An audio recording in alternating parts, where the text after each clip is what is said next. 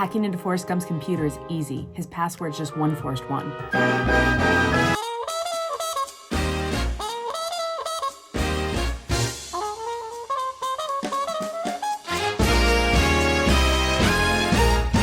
I'm Wendy Yee, and welcome to the Dice Tower. I have another rapid-fire roundup rapidly coming at you. So, in the past, I have done lowest to highest scores, so I've started with the worst games, I've moved on to the best. I figured I'd do a kind of more alphabetical order this time, just to mix it up. I know you never want to be that first game, right? And I don't want that first game to feel bad. So, let's go ahead and get started. Deep Rock Galactic is a cooperative game where players are trying to meet certain objectives, and they're basically fighting off these bugs and these monsters while digging through rock and stone. Rock and stone! And collecting fun stuff. So I got to play this with Joey and Chris, and I had a surprisingly really good time. So one thing that I really appreciate is that you do roll dice for combat. So bugs pop up, they do all sorts of stuff to you, but the dice have very good odds on them. It's super rare to miss a hit, and then when you roll dice, you get to fire your weapon. Like, you get to do whatever it is. Sometimes you get a better hit than others. You know, you'll get a double or a single, but it's just, the odds are good, and I appreciate that. I've definitely played games where you roll dice and then it's really hard to win. It's really hard to make that hit and feel like you've done something on a turn. And so you're like, oh, I roll dice and attack, and nothing happens. This doesn't happen that way, so I appreciate that. There's also different colors of dice depending on the type of weapons, the type of ammo that you're using. I happen to have this really cool ranger who could, I say ranger, I mean like ranged weapon person. So I could do, 6 to 8 spaces ranged, and then the monsters didn't have any resistances to my particular dice, which means I could shoot anything and everything, and it was great. So I had a lot of fun. I appreciate that there were different specialty powers. We had someone that could really cut through the stone and they can dig really easily, with other people that were good at setting up shields and protecting stuff. And so I like that there's specializations in a cooperative game. We see that in plenty of them. But then I also like that the bugs themselves are unique as well. We've got ones that spit far away. We have ones that knock you over. We have ones that, are giant and nasty and creepy. And then we have little guys that are everywhere and they pop up all the time. So I just enjoyed all of that. I think that it was a fun game. I think it's very thematic. And so even though it was, hey, roll dice, see if I hit this guy, it was fun. It was genuinely fun. So I'm going to go ahead and give Deep Rock Galactic a 7. I would recommend it. I'd play it again. I'd sit down with someone and have a good fun time. Don't Go In There is a card and dice game that comes in a cute little box that turns into the dice tower, but it also holds all of the cards inside. I was playing this because I was curious about my top 10 Halloween games, and I was like, this came out last year. Maybe this would make it on my list, which, spoilers, it did. In Don't Go In There, you are thematically going into these deep, dark locations, like a basement. And if you are the first one to go in, you're a little bit more scared, so you get less choices. So you get better choices, but you get more fear because you're scared. Whereas if you're a later on person to go in, you've seen that the people in front of you are fine, so you're a little less scared, but you have less choices at the end. And you may be asking, what are you choosing? Well, you are choosing cards. And at the end of this game, you want to have the least amount of points to win, and all of these cards have points on them. Some of them will have lots of points, some will have a few points, some will have really cool abilities, but you have to get a certain amount of points amongst those cards to be able to use that ability. Some of those abilities are to get rid of some of your fear, or to be able to flip over cards and they won't score at the end of the game. So there's just a variety of things you're doing. So you're collecting these sets, you're trying to get the fewest points, and at the end of the game, you have to spend all of your meeples, so equally you have to go into the same amount of rooms. You have to do the most, I want to call it spelunking, even though it's not spelunking, but you want to, I guess you could. A cave would be a spot that I wouldn't want to go in there. So you're trying to go into those spaces and just get the fewest points. So I gave this a 6. I think that the dice tower is very clever and cute. I think that the choices that you make of deciding where you're going to place your meeple in line for each one of these rooms is fascinating, because, you don't trigger the rooms until they're full, until you have all 3 places filled. And so, early on you may be like, you know what, I don't think I'm going for tomes. I don't think I'm going to make it. They're going to let me get rid of cards, but I think the other players are going for those and I'm probably not going to get them. And so I'm going to go ahead and make a different choice. I'm going to go later. I'll just get whatever I get. That's fine. But when you're going in there, later on in the game, if that's stuck around and you've just kind of sat on it, those cards have changed. Your opinions may have changed. And all of a sudden you may be like, actually, I really need one of those cards, but my meeple has been sitting out the whole time. And, those cards haven't refreshed yet. And so all of a sudden, I wish I was higher up in that line. And guess what? I can go higher up in that line, but now I have 2 guys going into that room. So I just really think there's good decisions. It's funny because it's very Knizia-esque. Like I played it and I was like, this kind of feels like a Knizia game, which I don't love his games. Some of them are fine. There's some that I enjoy. And so if this were a Knizia game, which it's not, but if it were, I could say, hey, this is one I enjoyed. So anyways, it gives me some of the feels of his games, and I enjoyed it. So there you go. It was a 6. I don't think I'd pull it out unless someone else really wanted to play it, and that's why I gave it a 6. But it's a good Halloween-themed game, and I made it on my list. Emerge is a game by Pandasaurus about volcanic islands emerging and then life coming on them. And I like that thematically it is very included. So you start by building your islands and you make them bigger and bigger throughout the rounds. But then you also are adding plant life and you're adding animal life, and it all has to kind of work in stages. So I think that thematically it works really well. Like it's tied in very well. Now the part that I really enjoy, which surprised me, is that this is a dice-based game, but you roll the dice and then you lay them out based on what numbers they show, and each one of the actions is slotted under a number. And certain actions require a certain amount of dice. So for example, you may need 3 dice to perform a specific action, and you're like, oh, I only rolled 2 dice there. That's rough. But what I like is that every round you can upgrade one of those action spaces. So you can get something better in that spot, and also you can change what actions go in those locations. So there's only 5 or 6 actions in the whole game, but you can double up on them. You can triple up on them if you really want to, if you're like brave and really want to do a lot of the same thing. But also you can change where they are. So you may say, hey, this round I really want to focus in on getting turtles, so I'm going to put out a second turtle action, just really hoping that I'll get something on turtles.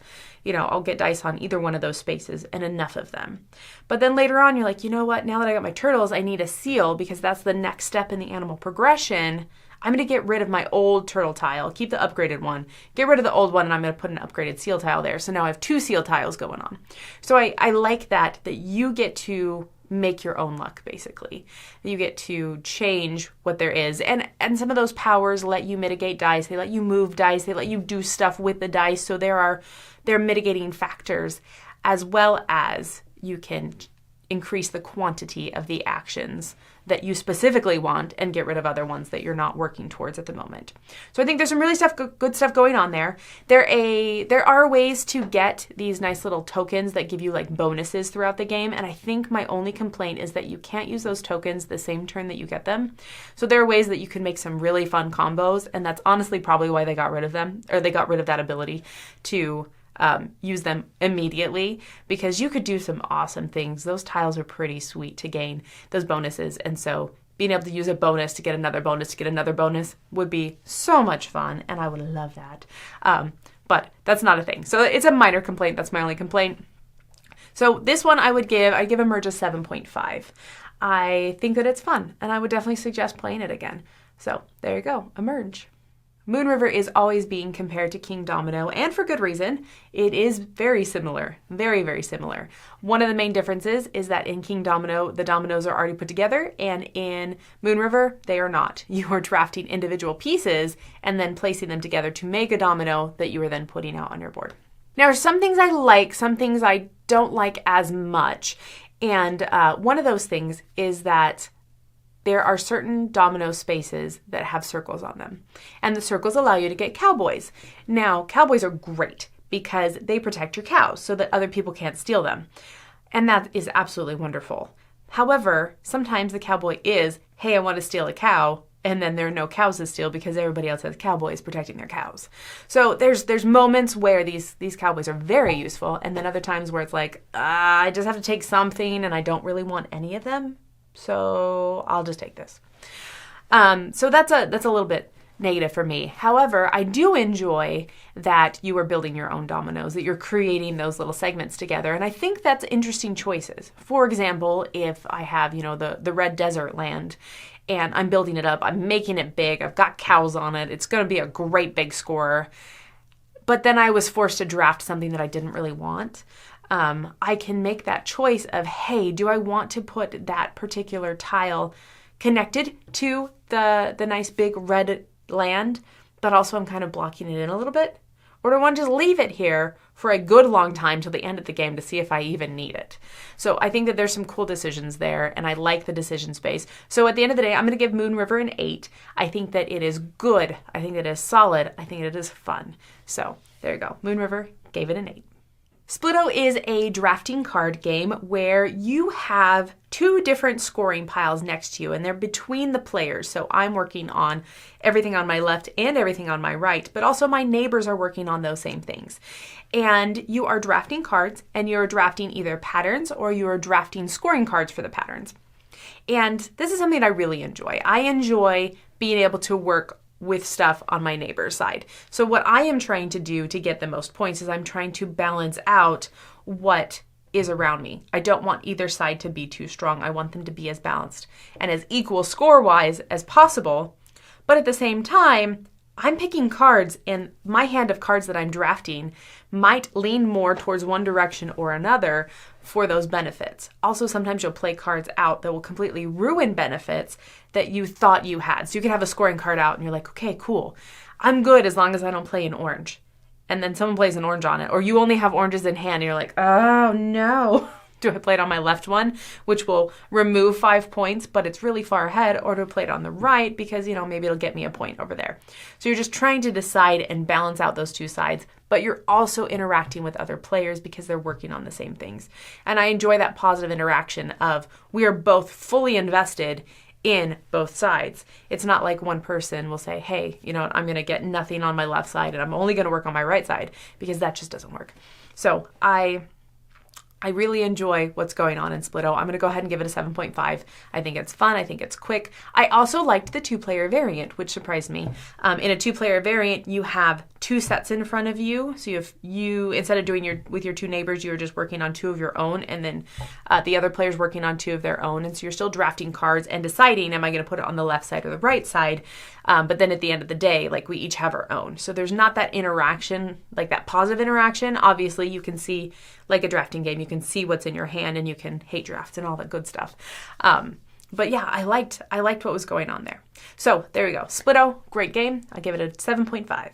Stonks is a trick-taking game that is very economically based. So it is a stock game where you are trying to win tricks, and as you win those tricks, you're gaining stocks. And those stocks will be in front of you. Now you start off with 1 shown and 1 secret, so everyone starts out with something. And then as you're playing those cards, when you play them to try to win tricks or lose tricks or whatever, as you're playing them towards the trick, you are then adjusting the stock market based on what you are playing. And so some of those will let you, decrease stocks that you don't have any of, but somebody else does, or they'll let you increase stocks that you really invested in, so that hopefully you can get a higher multiplier at the end of the game. So I really like that interaction of, hey, I'm going to play a low card, I'm not going to win this trick, but I'm going to be able to affect the stock market. Whereas I may play a high card, which is great because it's going to give me multiple stocks. I'm going to win your stocks, but also they might be in stocks that are not worth very much at the moment. And so I'm going to have to make choices on how to change that stock market later so that it'll be worth something at the end.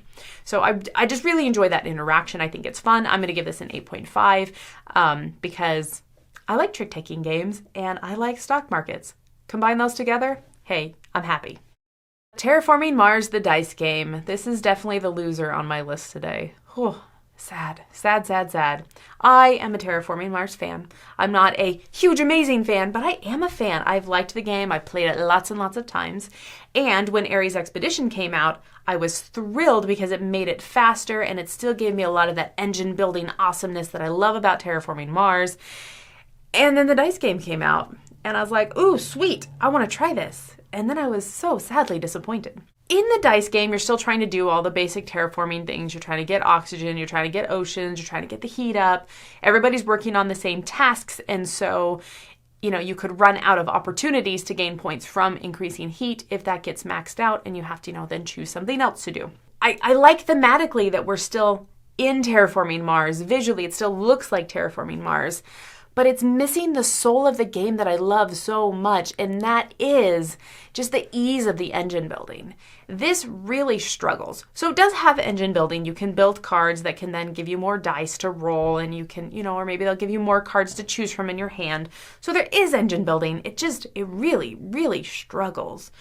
So the actions, I think that's the key to it. The actions don't let you mitigate your dice enough that you can then make good choices with the cards that you have. So for example, you roll all your dice and you're like, sweet, I rolled them. You don't get to just re-roll them again. There's no option that's like, hey, re-roll all your dice again, try again, or re-roll the dice that you want to re-roll. Instead, you have to take like a reset action. But when you reset, you only get the dice that you've engine built. So you like your dice income. And then you get to keep a couple dice from the previous set that you had. But let's say I have 10 dice and I roll them and I get nothing from them. I have to take tiny little turns to slowly adjust one dice at a time for each turn.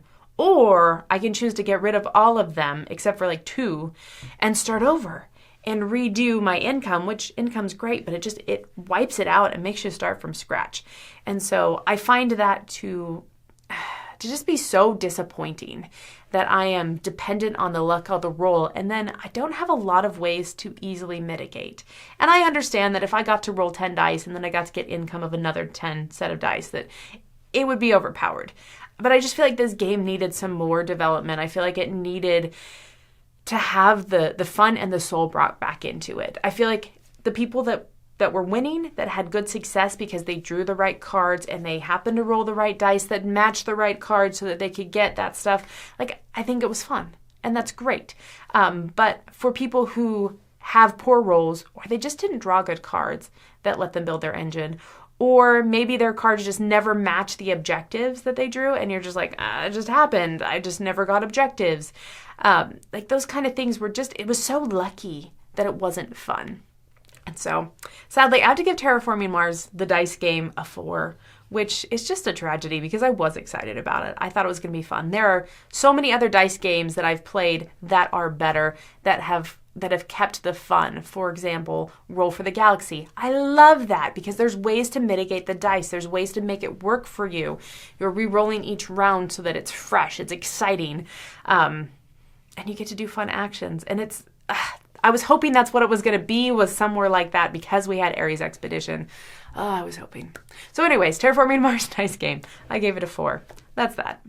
Thunder Road Vendetta. Wow. This is not my typical type of game because it is just utter chaos. But you know what? I was set up correctly for this. And I think that anybody going into playing Thunder Road Vendetta needs to know that this game is just stupid chaos. And I think if you can wrap your brain around that, you can really enjoy this game. I think you can have a lot of fun.